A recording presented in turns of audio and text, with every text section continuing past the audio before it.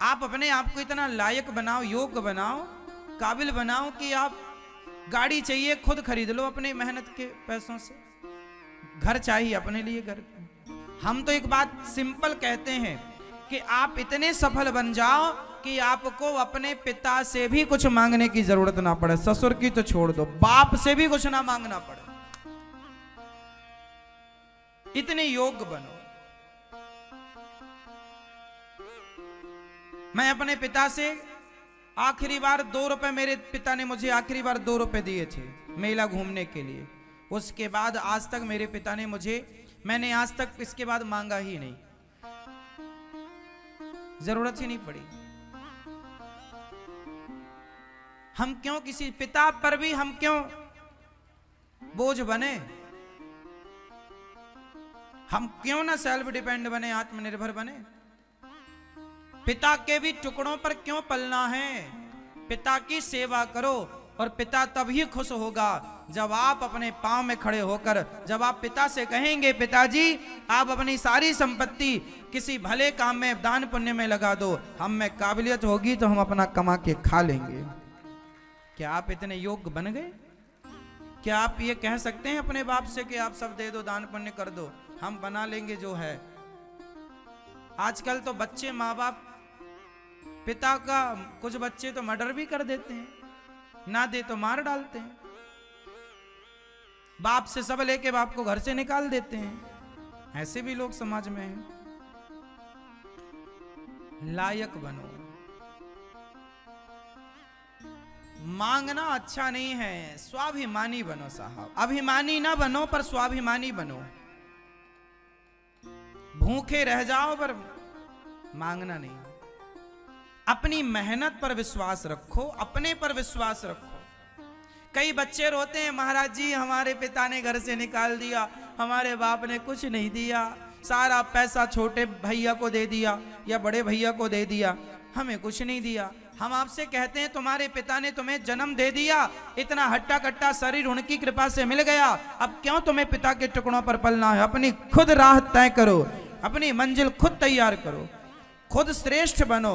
तुम उनसे भी ज्यादा पैसा कमा सकते हो, तुम में काबिलियत है तो, और नहीं है तो करोड़ भी देकर चला जाए बाप, सब माटी में मिला दोगे यदि लायक नहीं हो तो। हमारे यहाँ कहावत है ना मेरी माँ, पूत सपूत तो क्यों धन संचय और पूत कपूत तो क्यों धन संचय। इसका तात्पर्य हुआ कि बेटा लायक है तो कमा के रखने की जरूरत नहीं, लायक है तो कमा लेगा, और ना लायक है तो भी कमा के रखने की जरूरत नहीं, ना लायक है सब उड़ा देगा। इसलिए बच्चों को योग्यता दो, शिक्षित करो, काबिल बनाओ, सही जगह पर पैसा खर्च करना सिखाओ, सही तरीके से कमाना सिखाओ। आज बच्चों के पास डिग्रियां बहुत हैं पर पैसा कहाँ खर्च करना है और कैसे सही रास्ते से कमाना, ये दोनों रास्ते उन्हें नहीं पता। खर्च करते हैं सुरा सुंदरी में और कमाते हैं भ्रष्टाचारी से। ना तो कमाने का तरीका पता है, ना खर्चे का तरीका पता है। अब आप लोगों ने अपने बच्चों को क्या ज्ञान दिया? सवाल आपसे कि आपने अपने बच्चों को सिखाया क्या? क्या ईमानदारी सिखाना ये माँ बाप का धर्म नहीं था? तो क्यों नहीं ईमानदारी का पाठ पढ़ाया कि बेटा बेईमानी ना करना, किसी को लूटना मत, जो मेहनत का मिले वो रखना। और क्यों नहीं सिखाया कि बेटा पैसे का कमाई का 2% 5% समाज की सेवा में, दान पुण्य में लगाओ, तुम्हारी बुद्धि ठीक रहेगी। आजकल के लोगों ने धन को धर्म से जोड़ना कम कर दिया। दान पुण्य जो आता सब खा जाते हैं, 1 रुपए दान पुण्य में नहीं कर। यहां तक कि पहली रोटी भी खा लेते हैं, गैया की रोटी भी नहीं निकालते बहुत लोग। आखिरी कुत्ते की रोटी भी ठूंस लेते हैं, कुत्ते को भी नहीं खिलाते। सबका ही तुम खा लोगे तो नाश तो होगा। गृहस्थों के घर से सबकी हिस्सेदारी बंधी है, निकालो उतनी हिस्सेदारी। पहली रोटी गाय की निकालो, मतलब निकालो। वो पहली रोटी का पैसा गौशालाओं में जाना चाहिए। आखिरी रोटी कुत्ते की, मतलब कुत्ते को मिलना चाहिए। कुत्ते मतलब वो गली में भटकने वाले कुत्ते, वो बिलायती जो तुमने पाल रखा वो नहीं।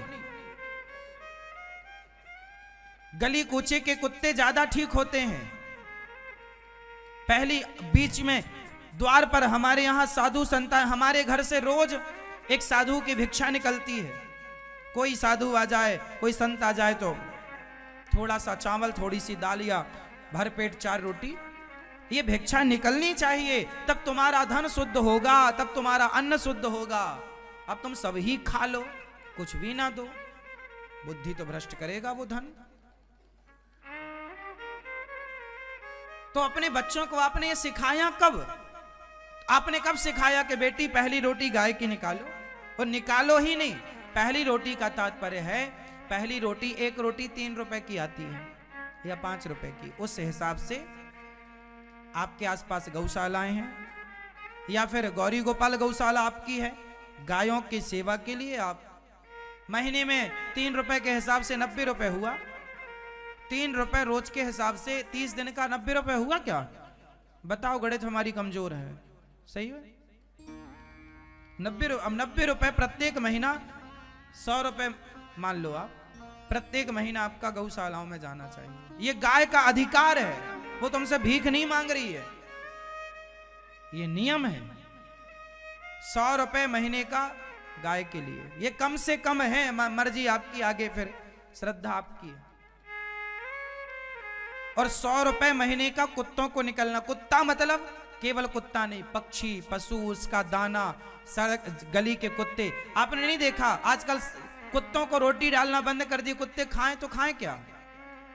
गलियों के कुत्ते जरूरी हैं। ये जो पाल लेते हो ना, ये अच्छे वाले कुत्ते, ये अच्छे के नाम पर उन कुत्तों के साथ अत्याचार है जो तुम्हारे मोहल्ले के कुत्ते हैं। असली रक्षक वो हैं जो पहले के जमाने में जंगलों के पास घर थे तो शेर आ जाता था, चीता आ जाता था तो कुत्ते भौंकने लगते थे, लोग सावधान हो जाते। पहले कुत्ता जो था वो सीआईडी का काम करता था, ये पहले से करता आया है मेरी माँ, इसलिए समाज ने कुत्ते की रोटी भी निकालनी शुरू की। और ये सेवा है। 100 रुपए कुत्ते का होता है महीने का, निकालो, दो। कुत्ता कोई घायल मिल जाए तो उसका इलाज करवा दो, भूखा है तो रोटी दे दो, क्या बुराई है? गाय की सेवा करो, क्या बुराई है? आप लायक हैं तो आप 4 गैया घर में रखो, गौ माता की सेवा करो। आप लायक हैं और आपके घर में काम वाली बाई है ना, वो काम वाली बाई जो आपके घर में झाड़ू पोंछा करती है ना बेचारी, उसकी एक बेटी है, उसका विवाह होना है अगले महीने, तो विवाह कैसे होगा? तो वो आपसे बोलती है, बहन बेटी का विवाह, बहुत गरीब, अब गरीब है तब तो पोंछा लगा रही है तुम्हारे घर में, तो उसकी बेटी का कन्यादान तुम ले लो। ईश्वर ने तुम्हें सामर्थ्य दिया, बनाया, तो चल बहन तेरी बेटी का विवाह जो होगा उसमें जितने बाराती आएंगे सबको भोजन हमारी तरफ से रहेगा, ये सपोर्ट करो ना उसका। यही तो सेवा है, और क्या चाहिए आपको? तुमको पैसा नहीं देना मत दो, तुम रोटी दो, तुम अनाज दो, तुम अपनी ओर से दो, हलवाई नियुक्त करो, भैया ये ले लो जो बनाना चाहे, बाराती आए, बाराती अब जैसे 20 बाराती आए, 50 बाराती आए, 100 बाराती आए, 500 आए, उनका भोजन आप करवाओ। गरीब है, आपकी घर की पोंछा झाड़ू वाली बाई है, आपकी ही है वो। सपोर्ट करना, इंसानों को सपोर्ट करना चाहिए कि नहीं? हाँ या ना उत्तर दो।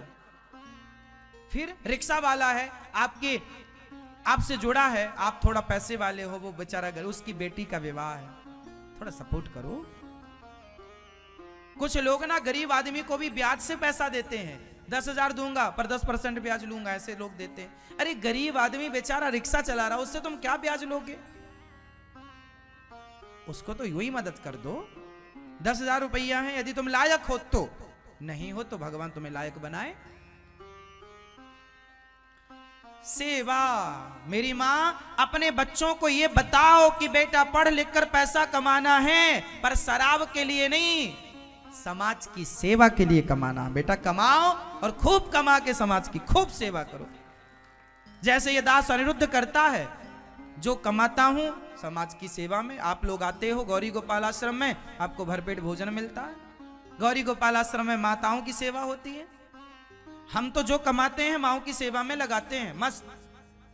हमें बांध कर तो कुछ ले नहीं जाना, हम बांध के ले जाने वालों में तैयारी नहीं कर रहे हैं कि हमें बांध के कुछ ले जाओ। जो है यही आनंद करो, बच्चे अपना कमाएंगे खाएंगे, है ना। जोड़ना वाला काम नहीं है, जोड़ने वाला काम नहीं है कि अब जोड़ो 10-12 पीढ़ी तक का, ना ना ना, ये सब सिस्टम नहीं है। बच्चों को लायक बनाओ, जो है समाज की सेवा में लगाओ। गौरी गोपाल आश्रम में हमारी माताएं रहती हैं, इन माओं की सेवा करना हमारा धर्म है। इन माओं का सुख दुख हमारा सुख दुख है, इन माओं की खुशी हमारी खुशी है।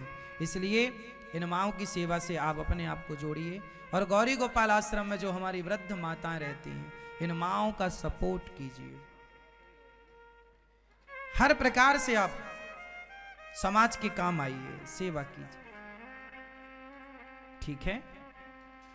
पैसे का सदुपयोग क्या है? आप अपने बच्चों का जन्मदिन मनाते हो, बड़ा सा केक ले आते हो, काट लेते हो, क्या फायदा है इसका? अरे जन्मदिन आए तो आप अपने बच्चों को फुटपाथ पर ले जाओ। फुटपाथ पर कितनी झोपड़ियां बनी रहती हैं, शहर के किनारे बेचारे गरीब तबके के लोग रहते हैं, ले जाओ अपने बच्चों को। आप अपने बच्चों के हाथ से उनके बच्चों को चप्पल, जूता, कपड़ा, स्वेटर, टॉफी, खिलौने बंटवाओ। उन बच्चों की दुआएं मिलेंगी तुम्हारे बच्चों को, उनका आशीर्वाद मिलेगा तुम्हें। तुमने अपनी तुम तो धन्ना सेठ हो, तुमने और 4 धन्ना सेठों को बुलाया, केक कटवाया, खाया खिलाया, क्या हुआ? उनका पेट तो भरा ही था जिनका आपने भर दिया। पेट उनका भरो जिनको भूख थी। क्यों मैया, क्या सही है? आप उनको भी खिलाओ, जो आपके दोस्त हैं उनको भी दो, पार्टी कोई दिक्कत नहीं, पर क्या उनकी दुआएं नहीं लेना चाहिए? हमारा जन्मदिन आया, 27 सितंबर को चला गया, तो हम कथा करने गए थे सनावद में। वहां पर एक खेत में कपास तोड़ रही थी माताएं। कपास किसान का खेत था, बहुत सारी हमारी मजदूर बहनें जो मजदूरी कर रही थी। मुझे लगा कि आज इनके साथ अपना जन्मदिन मनाते हैं। तो जो खेत में मजदूरी करने वाली बहनें थीं, उन मजदूरी करने वाली बहनों के साथ, भाइयों के साथ, माताओं के साथ हम गए और खेत में उनकी सेवा, उनको मिठाई खिलाकर, उनकी सेवा करके जो बन पड़ी उनके साथ जन्मदिन मनाया। चीजें बदलो। ये देखो, ये हमने उन सबसे पूछा भी कि आप क्या करती हैं, कितना कमाती हैं। हमने उनको ये भी समझाया, ये कपास का खेत है। जिस कपास मतलब रुई, कॉटन, जिससे कपड़े बनते हैं। ये कपड़े जो अपन पहनते हैं ना, ये कपड़े का जो धागा है वो धागा रुई से बनता है। रुई मीन्स कॉटन, कपास। वो खेत में होता है, किसान उसे उगाते हैं। इनके साथ समय बिताओ, मतलब जिनको आपके समय की जरूरत हो, सेवा करो, अच्छा लगे, आपको अच्छा लगेगा। छोटे छोटे बच्चे ना, हम भी कभी वृंदावन में झोपड़ियों में बच्चे रहते हैं, हम कभी जाते हैं बच्चों के पास। अभी दीपावली आई तो बच्चों को पटाखा बांटने गए, कभी कभी बच्चों को कपड़े बांटने चले जाते हैं, कभी कभी बच्चों को खिलौने बांटने मन है, चले गए। आप भी कभी कभी जाया करो, गरीबी देखो। जब गरीबी देखोगे तो पता चलेगा कि पैसे की कीमत क्या है। क्यों मेरी मां? तुम्हारा बाप करोड़ कमा के दे दे, तुम्हें कोई इज्जत न रहेगी पैसे की। जब मेहनत से आदमी 10 रुपए कमाता है ना, देखता है कि देखो आज भी समाज में ऐसे लोग हैं जो एक टाइम पेट भर के खाते हैं तो दूसरे टाइम पेट भरने का जुगाड़ नहीं होता। इसलिए इज्जत करो पैसे की, इज्जत करो अन्न की। कुछ लोग खाते हैं, शादियों में आप देखते हो, आपके बेटा बेटी की शादी होती है, चला लो मोबाइल, शादी होती है, बड़े बड़े शादी विवाह में जितना भोजन बनता है आधा तो फेंक जाता है। लोग खाते कम हैं, बनाते ज्यादा हैं। उतना ही लो, बर्बाद ना हो। लोग इतना सारा ले लेते हैं, खाते नहीं है, फेंक देते हैं। अन्न की कीमत पता नहीं है साहब, अन्न की कीमत। एक राजा था, वो जा रहा था तो रास्ते में गोबर दिखाई पड़ा उसे, गाय का।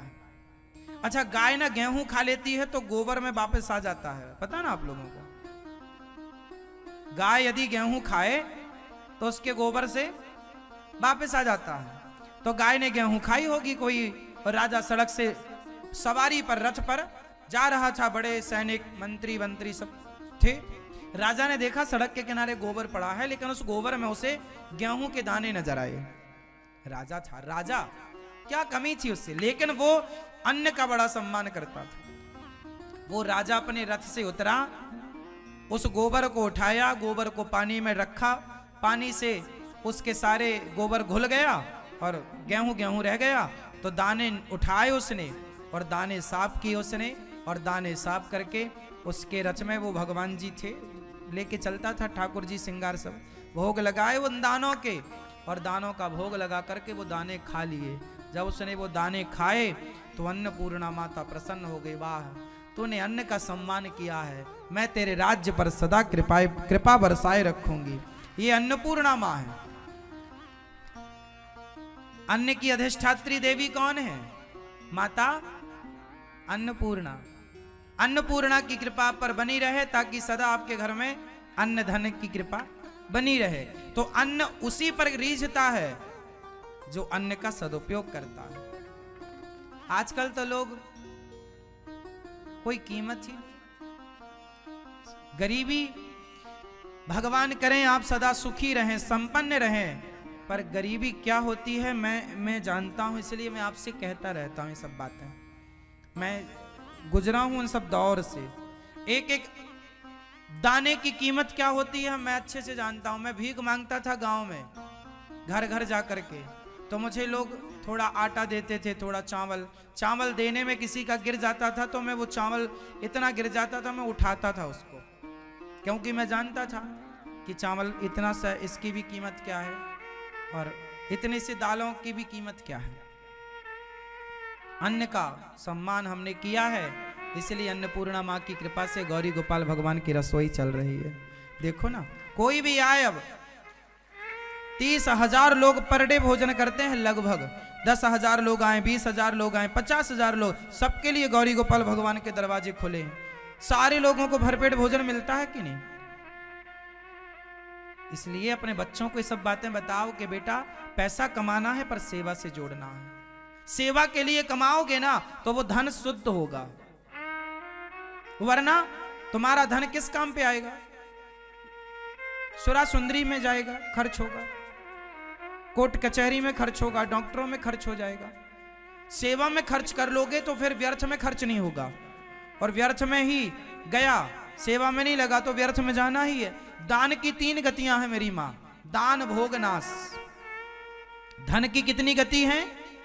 धन की कितनी गति? दान भोग नाश। या तो धन है तो धर्म से जोड़कर सदुपयोग कर लो दान, या उसका उपयोग कर लो, खा लो बढ़िया मस्त बढ़िया रह लो, या तो धन है तो खा पी के आनंद लो, या दान कर दो, या तो नाश हो जाएगा। खाया पिया अंग लगेगा, बोलो खाया पिया, खाया पिया, खाया पिया अंग लगेगा, दान दिया संग चलेगा, और बचे खुचे में जंग लगेगा। बोलो राधे राधे।